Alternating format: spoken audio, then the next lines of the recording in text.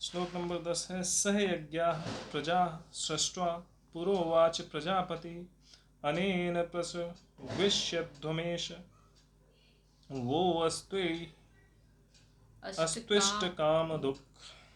प्रजापति ब्रह्मा ने कल्प के आदि में यज्ञ सहित प्रजाओं को रचकर उनसे कहा कि तुम लोग इस यज्ञ के द्वारा वृद्धि को प्राप्त हो और यह यज्ञ तुम लोगों को इच्छित भोग प्रदान करने वाला हो। यज्ञ सहित प्रजाओं को रचकर उनसे कहा कि तुम लोग इस यज्ञ के हाँ, द्वारा उन्होंने जब ये तो वही है, भागवत की कथा है, जब उन्होंने उनको बनाया मनु और शत्रुपा को, तो उनसे पहले उन्होंने बहुत से जैसे संकादिक ऋषियों को भी बनाया, बट वो कर्म में आसक्ति नहीं थे बिल्कुल भी, मतलब कर्म करना ही नहीं था उनको, ये भोग विलास वाला जो है उनको नहीं करना था, क्योंकि उनको पूर्ण ज्ञान पहले से ही था। तो उन्होंने बोला हाँ ठीक है, भगवान जी ब्रह्मा जी ने बोला कि अब तुम पुत्र हो मेरे, एक काम करो, जाओ और सृष्टि निर्माण करो, क्योंकि ब्रह्मा जी को काम दिया था सृष्टि निर्माण का। तो अब उस केस में उन्होंने बोला कि नहीं, हमें तो पता है कि हमको किसको जानना है और हम ऑलरेडी उनको जानते हैं, तो हम इन सब चीज़ों में नहीं पढ़ेंगे, माया में हमको पता है, अब माया में लगाना चाहते हैं लेकिन हम नहीं पढ़ेंगे, हम पूर्ण ज्ञानी है, तो इसीलिए हम भगवान का नाम लेंगे। तो अब वो वाला जो मिशन था भगवान का, वो ब्रह्मा जी का फेल हो गया। तब उन्होंने माया के साथ में रचा ये मनु और शत्रुपा जी को, और इनको अपने शरीर को दो भागों में जब डिवाइड किया, एक से मनु और एक से शत्रुपा जी को जब प्रकट किया, तो उसके बाद उन्होंने कर्म भी साथ में उनको दिया कि अब आपको क्या करना है, अब आपको संसार बनाना है, सृष्टि चलानी है। उसके बाद ही तो उनके बच्चे जो पैदा हुए थे, कुछ दक्ष जो उनके हृदय से पैदा हुए थे, बहुत सारे तो इसमें ना उन्होंने सबसे पहले यज्ञ का कॉन्सेप्ट क्यों दिया? यज्ञ वो वाला यज्ञ जो सच में हवन वाला यज्ञ होता है, वो उसका कॉन्सेप्ट उस समय से लेते हैं। पिछले श्लोक में क्या, इस यज्ञ का मतलब था त्याग, यहाँ भी मतलब वही है, लेकिन यहाँ पे उस यज्ञ के थ्रू बताया जा रहा है, क्योंकि जब सृष्टि का निर्माण हुआ तो भगवान ने बोला कि यज्ञ आदि करो। यज्ञ करके क्या करोगे? आप आहुति दोगे, अग्नि देवाय नमः, जल देवाय नमः, जो भी जिस तरह से भी करते हैं, सारी आहुतियां दोगे, अर्थात आप उनके लिए त्याग कर रहे हो।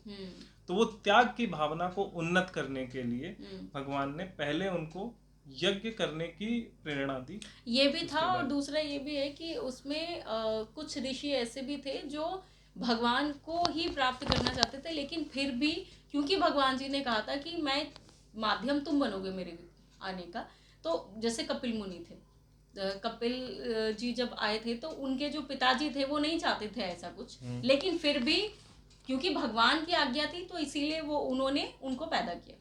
वो that is not a problem, वो तो उन्हें करना ही था। है, लेकिन मैं बोल रही हूँ कि उन्होंने भी तो त्याग किया ना, वो चाहते नहीं थे।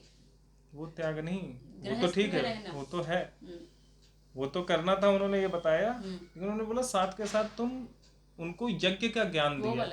यस, कि आप यज्ञ करो जाके, क्योंकि भगवान ने जब मनुष्य बनाया तो उसके साथ साथ उन्होंने वो सारी चीजें बनाई कि मनुष्य को धर्म पता हो अपना, और इसलिए उन्होंने सबसे पहले उन्हें यज्ञ दिया। मनुष्य का सबसे बड़ा धर्म यही है, त्याग। उन्होंने यज्ञ करना सिखाया, और उन्होंने वहां पे ये बोला कि प्रजापति ब्रह्मा ने कल्प के आदि में यज्ञ सहित प्रजाओं को रचकर उनसे कहा कि तुम लोग इस यज्ञ के द्वारा वृद्धि को प्राप्त हो, तुम यज्ञ करो, और यह यज्ञ तुम लोगों को इच्छित भोग प्रदान करने वाला हो। पता नहीं, मुझे यहाँ पर ऐसा लग रहा है कि यज्ञ का जो मतलब है, वृद्धि कैसे होगी? 1 से 2, 2 से 4, 4 से 10 नहीं, धर्म के अनुसार जो भी आचरण हो रहा है, उस टाइम तो धर्म ही था, अधर्म था ही नहीं। वैसे भी जब ये लोग प्रकट हुए तब धर्म ही था, अधर्म था ही नहीं। तो यहाँ पर वृद्धि का मतलब है क्योंकि सृष्टि रचना करनी थी तुमको, तो जो वृद्धि नहीं, वो तो हाँ, वो करनी थी, बट उसके साथ ये भी करना है क्योंकि इसके थ्रू वो भावना धर्म की आपके अंदर जागृत रहेगी। तभी वहां पर ये जो आहुति आकुति ये जो थी, ये सब वहीं से, तो यज्ञ का तो स्टार्ट ही वहीं से हुआ था। आहुति जो है, वो जो तुम बोल रहे हो, ये उसी में तो है। आई थिंक इसका अगला श्लोक भी पढ़ लेना चाहिए, तो ये क्लैरिटी आ जाएगी। अगला श्लोक है, देवान भावयतानेन तेज देवा भावयन्तु वह परस्परम भावयन्तः श्रेयः परम वाप्स्यथ। तुम लोग इस यज्ञ के द्वारा देवताओं को उन्नत करो और वह देवता तुम लोगों को उन्नत करें। इस प्रकार निस्वार्थ भाव से एक दूसरे को उन्नत करते हुए तुम लोग परम कल्याण को प्राप्त हो जाओ। तो यहाँ पर भी वही है, देवता क्या है, यही हमारे जो प्रकृति है, यही देवता है ना। तो जब हम कोई भी कर्म करेंगे, जब हम कर्म के द्वारा, जैसे मैंने खाना उगाया तो अब उसका भोग हम उनको लगाएंगे, तो ये भोग लगाना ही तो यज्ञ कहलाएगा ना। हाँ, तो जब हम वही कर्म के द्वारा जब हम उनको उस चीज का भोग लगाएंगे तो वो प्रसन्न होंगे, और फिर वो बारिश पानी ये सब चीजें तो वही खुश होके देते हैं, तो वो खुश होके हमको हम पे कृपा करेंगे। हाँ, वही है। सिर्फ जो यज्ञ है वो एक सिंबल है वो सब चीजें समझाने का। और इसीलिए वो दिया गया कि इसके थ्रू त्याग की भावना आएगी। अब देवताओं को कैसे उन्नत करोगे? खुद उगाएगा और खुद ही खा लेगा। तो यहाँ पर एक चीज है ना कि पहली फसल काट के हम भगवान को चढ़ाते हैं, पोंगल मनाया जाता है उसमें। तो तुम उसमें देवताओं को उन्नत करोगे। और जो कर्म तुम करोगे, अब जब तुम पृथ्वी पर फसल उगाते हो तो आप अलग अलग तरह की फसल उगाते हो। तो एक फसल उगती है वो पृथ्वी की उर्वरा शक्ति बढ़ाती है, तो दूसरी फसल उगती है क्षीण कर लेती है। राइट। तो वो एक दूसरे इस तरह से आप काम करोगे, अलग अलग फसल उगाओगे तो होगा, तो उससे आप पृथ्वी की सेवा कर रहे हो। जल के लिए भी इसी तरह से होती हैं चीजें कि अब जो भी होता हो, क्या होता है जल के लिए? जल के लिए तो सबसे इम्पोर्टेंट तो हवन ही है। हवन के थ्रू जब बारिश नहीं होती तो हवन करते हैं, हवन किया जाता है। और क्या क्या हो सकता है? आकाश वातावरण देना हमारी तो जिम्मेदारी है। एग्जैक्टली, वो भी यज्ञ से होता है, वो भी तो यज्ञ से ही होता है। तो मतलब जितने भी जब हम घर में वो जो यज्ञ करते हैं उसी से तो ऑक्सीजन निकलती है और एग्जैक्टली। और सबसे इम्पोर्टेंट चीज इसमें यह है कि यार मैं बोलते बोलते भूल क्यों जाता हूँ, पता नहीं, अभी बताओ। यज्ञ पे आया था, अभी कुछ मैं भूल गया। हाँ, तो हम जो करते हैं उसके बदले में हमको मिलता है ना, जैसे वायु का था, जल का था। तब तक तुम इसको पढ़ के देखो, तुम कुछ एक्सप्लेन करो। मुझे यही समझ आता है इसमें, मेरे को पहले भी यही समझ आया था कि तुम देवताओं की सेवा करो और देवता जो है तुम पे कृपा आ गया वो त्याग वाला। तो आप यज्ञ का मतलब, यज्ञ है ही त्याग का प्रतीक। तो आप त्याग भावना के साथ में दूसरों के वेलफेयर के लिए काम करो। उस दूसरे में आपका सिर्फ वो नहीं है। देवता की यहाँ पर क्यों बात की गई है? क्योंकि देवता क्या है? अग्नि, जल, प्रकृति है। तो यहाँ पे उसके उनको भी उन्नत करना आपका काम है। आज के टाइम में जो हम लोग भूल गए हैं ना कि प्रकृति को, गाय को मार दो, कुत्तों को मार दो, पेड़ पौधे काट दो, सब कुछ काट दो, प्रकृति का ही पार्ट है। ये सब प्रकृति का पार्ट है ना। ये जो अब हम सीखें, इसी के बारे में भगवान ने, ब्रह्मा जी ने पहले भी बताया था कि ये जो चक्र मैंने बनाया है इसको भी तो संतुलित करना तुम्हारी जिम्मेदारी है। तो इनके लिए आप काम करो, इनको तुम उन्नत करो और ये तुम्हें उन्नत करेंगे। क्योंकि उनसे हमको भोजन प्राप्त होता है और हमारी जिम्मेदारी है कि हम उनको सुरक्षित और संरक्षित करें। ये यज्ञ का कॉन्सेप्ट ये था। यज्ञ क्योंकि त्याग की भावना का प्रतीक होता है और वो दूसरों के लिए किया जाता है। यज्ञ हमेशा दूसरों के लिए होता है। यज्ञ कभी ये नहीं होता कि अपने लिए करना है। कोई भी ऋषि जो होता है उसको पता है मेरे को क्या ही फर्क पड़ता है, मुझे जंगल में जाके वो करना है, मुझे क्या फर्क पड़ता है। वो यज्ञ कर क्यों रहा है? वो यज्ञ कर रहा है दूसरों के वेलफेयर के लिए, समाज कल्याण के लिए। और उसमें वो कर क्या रहा है? त्याग कर रहा है। एक तो वो सब कुछ त्याग कर आता है, खुद बैठता है, उसके बाद वहां पर वो त्याग की भावना बार बार जब आप उसमें कुछ अर्पित समर्पण कर रहे हो तो वो आपके अंदर त्याग की भावना को और प्रगाढ़ करता है। तो यहाँ पर त्याग और दूसरा क्या बताया था? समर्पण।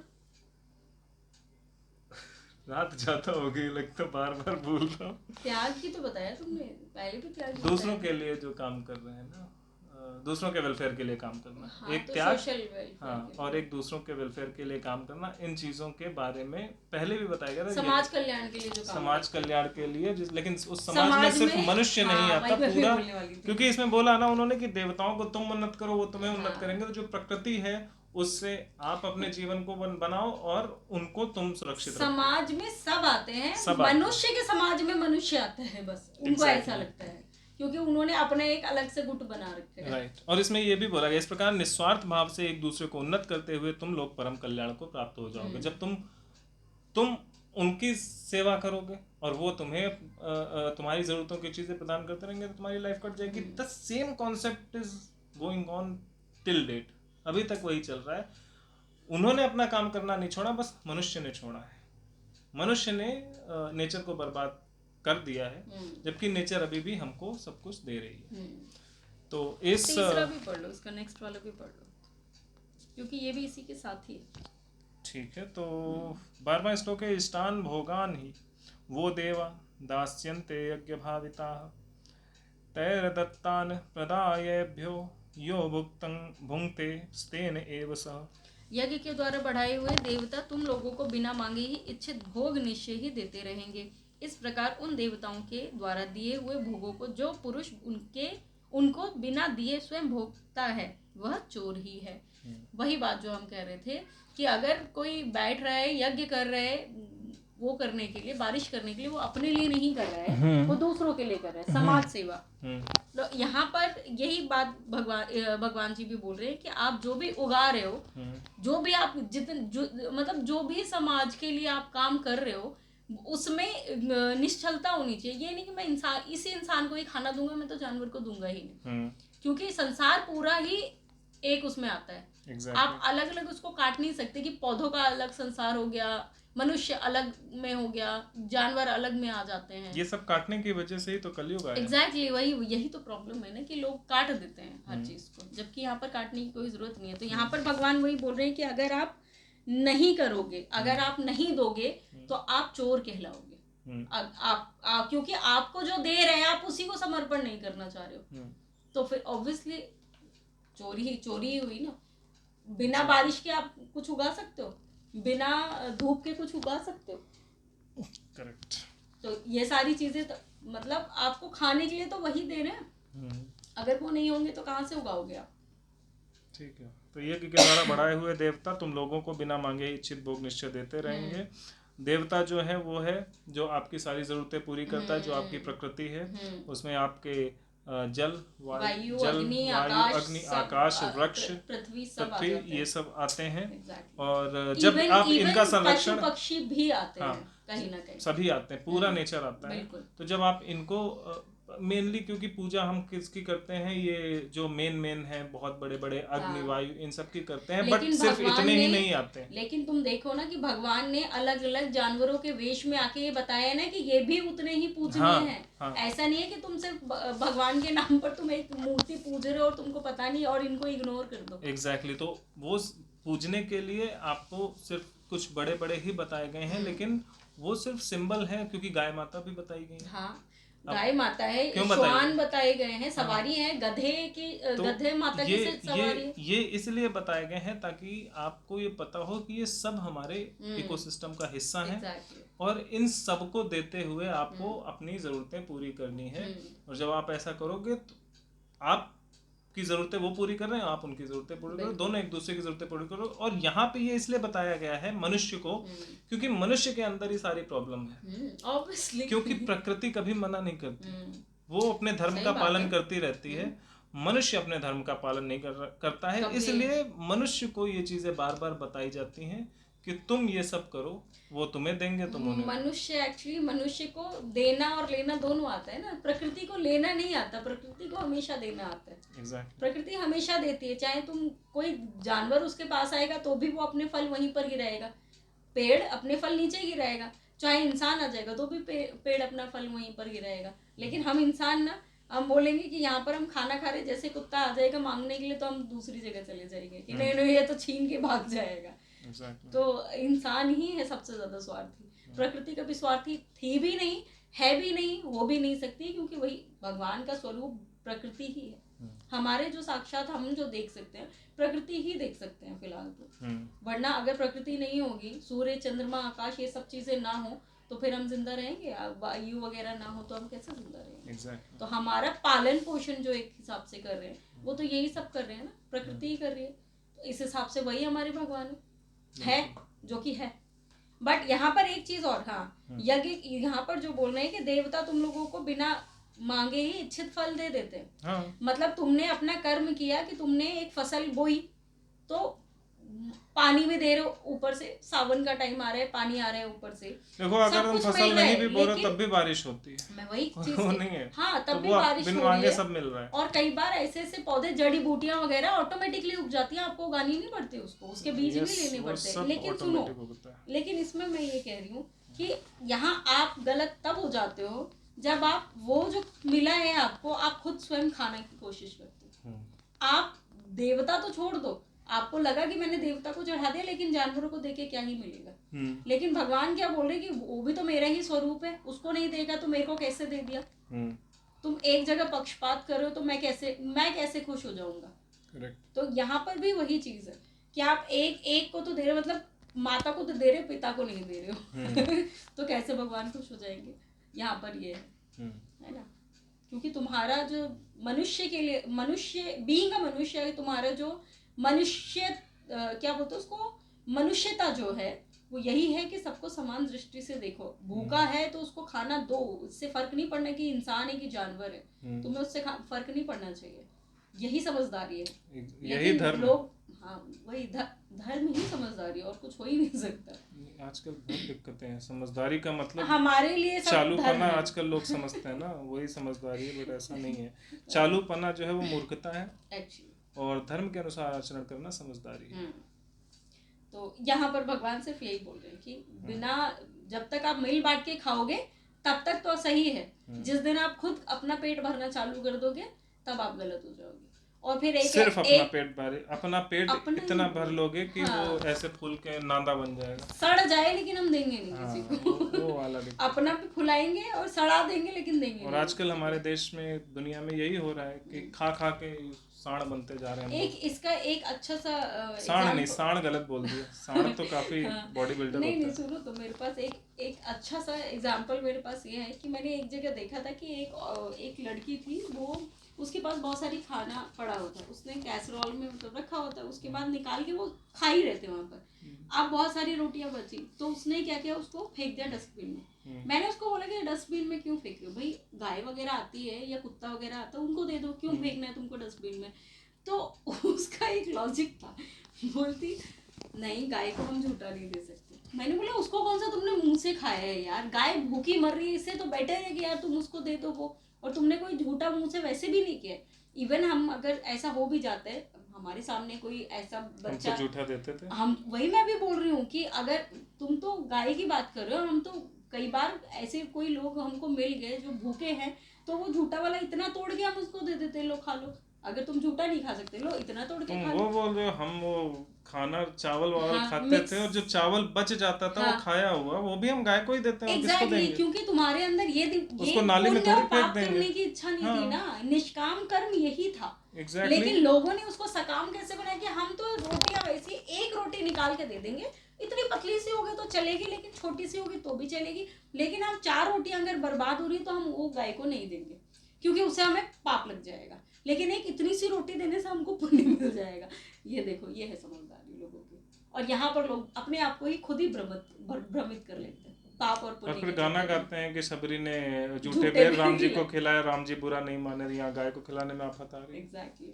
तो स्वार्थ, इंसान का स्वार्थ देखो ना, मैं इंसान के स्वार्थ की ही बात कर रही हूँ कि इतना स्वार्थी है कि मुझे पाप नहीं चाहिए, मुझे पुण्य चाहिए, तो पुण्य के चक्कर में इतनी छोटी सी रोटी मैं खिला दूंगी, लेकिन जब 4 रोटियां रखी हुई है तो मैं वो नहीं खिलाऊंगी, क्योंकि उससे मुझे पाप मिल सकता है।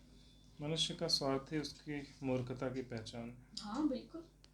चलो ये वाला तो आई थिंक हो गया, ये सारे तो एक में ही कर दिया। 10, 11 और 12 श्लोक में क्या बात हुई थी कि भगवान ने, ब्रह्मा जी ने यज्ञ सहित प्रजाओं को रचा, उनसे बोला इस यज्ञ के द्वारा वृद्धि को प्राप्त हो।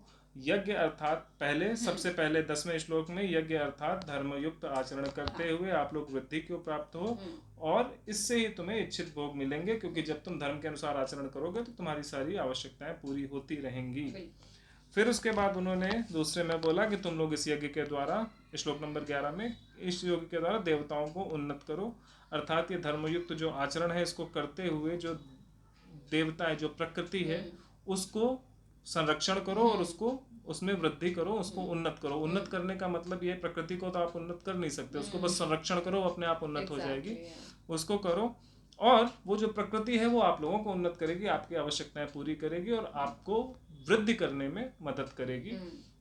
इस प्रकार आप दोनों निस्वार्थ पूर्वक एक दूसरे को उन्नत करते हुए परम कल्याण को प्राप्त होते रहेंगे। फिर श्लोक नंबर 12 में बताते हैं कि यज्ञ के द्वारा बढ़ाए हुए देवता, अब देवता अगर आज के लॉजिक के हिसाब से पूजा पाठ वाले देखा जाए तो देवता बढ़ कैसे सकते हैं? तो इट्स नॉट अबाउट देवता मतलब जो आपको कुछ दे रहा है वो आपकी प्रकृति है। अगर वो तो आप अपने धर्मयुक्त आचरण के द्वारा, निस्वार्थ आचरण के द्वारा जब प्रकृति के लिए कुछ करते हैं तो उससे क्या होगा? देवता, दाता, ये सब उन्हीं को बोलते हैं जो आपको देते हैं। राइट। सो जो निस्वार्थ आचरण के द्वारा आप धर्मयुक्त आचरण करके प्रकृति को संरक्षित करते हो, उसको करने की वजह से आपको वो जो प्रकृति है बिन मांगे आपकी आवश्यकता की जरूरतें देती है। क्योंकि पेड़ में जब फल लगता है और वो जब पक जाता है तो वो अपने आप छोड़ देती है, आपको तोड़ना भी नहीं पड़ता, तो वो अपने आप निषेध देती रहेगी। इसी प्रकार उन देवताओं के द्वारा दिए हुए भोगों को जो पुरुष उनको दिए बिना स्वयं भोगता है वह चोरी ही है। अर्थात जब आपको वो प्रकृति कुछ दे रही है, फल प्रकृति, अगर पेड़ ने फल दिया तो आप उस फल को तो खुद ग्रहण करोगे लेकिन नदी का जल जो है उस पेड़ तक पहुंचाओगे। ये करना आवश्यक है। और एक चीज यहाँ पर जो लिखा हुआ है कि भोगों को जो पुरुष उसको बिना दिए स्वयं भोगता है, पुरुष में पूरा मानव समाज आता है। पुरुष का मतलब ये नहीं होता, लेकिन यहाँ पर जानवर नहीं आता है, यहाँ मानव समाज, यहाँ सिर्फ मनुष्य, ये मनुष्य के धर्म की बात है। हाँ, तो यहाँ पुरुष का मतलब आदमी नहीं है कि नहीं आदमी देगा, पुरुष का मतलब आदमी, मनुष्य जाति की बात हो रही है, वो आती है। तो मनुष्य जाति जो खुद भोगेगी अगर, तो वो चोर है। और एक चीज ये भी है कि सबको लगता होगा कि हर जगह पुरुष की बात क्यों होती है, स्त्री की क्यों नहीं होती? क्योंकि स्त्री जो है वो प्रकृति काउंट होती है। नहीं, काउंट कुछ नहीं होती। जब बात ही उनसे पुरुष कर रहा है तो स्त्री की बात कहाँ से कर दें? जब क्वेश्चन पूछ अर्जुन रहा है तो द्रौपदी को कहाँ से कहानी सुनाने लग जाएंगे वो? सो द पॉइंट इज कि जितने भी ग्रंथ हैं वहाँ पुरुष की बात इसलिए करी गई क्योंकि ऋषि मुनि ब्राह्मण यही सब क्वेश्चन पूछते थे। ब्राह्मणी क्वेश्चन पूछने आएगी तो जहाँ पे ब्राह्मणी ने क्वेश्चन पूछा है वहाँ पे स्त्री ही बोली जाएगी, देवी बोला जाएगा। तो ऐसा है, ऐसा नहीं है कि पुरुष इसलिए माता जब पूछती हैं उनसे महादेव जी से तो वो बोलते हैं देवी बोलेंगे, सुनो सती। हाँ, सती भी बोलते हैं, देवी बोलते हैं। हाँ। लेकिन जब पूछ ही पुरुष रहा है तो पुरुष ही बोलेंगे ना। फिर क्या बोलेंगे कि भाई पुरुष पूछ रहा है, बोले कि स्त्री ऐसे होगी तो वो कंफ्यूज नहीं हो जाएगा? बट एक्चुअल में यहाँ पर लेकिन जो पुरुष का मतलब है वो मानव समाज से ही है। यहाँ पर जो है पूरे मनुष्य समाज से। जब वहां पे स्त्री बोल रहे हैं तब भी वो पूरे मनुष्य समाज को है। एड्रेस तो ऐसे ही करेंगे कि जो क्वेश्चन पूछ रहे हैं। अब यहाँ पे भगवान कृष्ण अर्जुन को बोल रहे हैं कि अर्जुन तू ऐसे कर, अर्जुन तू ऐसे कर, तो खाली वो अर्जुन के लिए थोड़ी है, वो तो हम सबके लिए है ना। लेकिन जो क्वेश्चन पूछ रहा है समझ पा रहे हैं उन सबके लिए, वो एड्रेस उसको करेंगे जो सामने है। लेकिन जो पढ़ रहा है वो भी तो उसको सोचना है ना कि मैं सामने हूँ या नहीं हूँ। अगर वो ये सोच ही नहीं पा रहा कि मैं सामने हूँ तो फिर उसके पढ़ने लिखने का कोई फायदा ही नहीं है। तो इस तरह से हम चैप्टर 3 के श्लोक नंबर 10, 11, 12 को पढ़ चुके हैं और अगले वीडियो में हम श्लोक नंबर 13 से शुरू करेंगे। तब तक के लिए जय श्री राम।